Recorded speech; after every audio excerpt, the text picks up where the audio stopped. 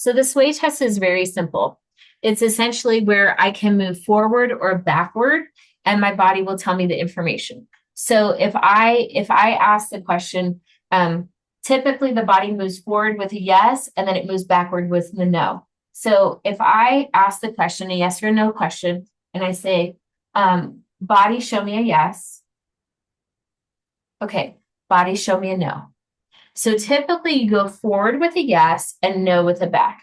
And so that's how most people are when you're fully aligned and connected. There are some people, they do something a little bit more interesting. They may move to the left. They may do a couple of other things. But typically with most bodies, they move forward with a yes and move backward with a no.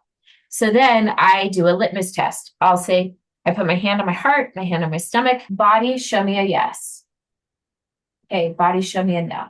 So you can see it from the side. Body, show me a yes. Body, show me a no. So then I'll ask more questions of things that I need to know. So I'll say, okay, truth body, my name is George. Okay. Truth body, my name is Kate.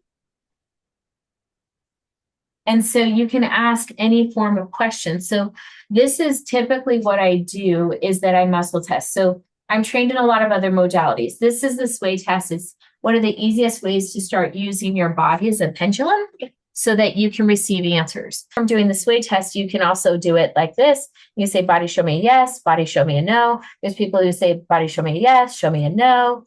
There's also people who are like, body, show me a yes, show me a no. So there's lots of different ways, like when you get more advanced. Another way is body, show me a yes, show me a no.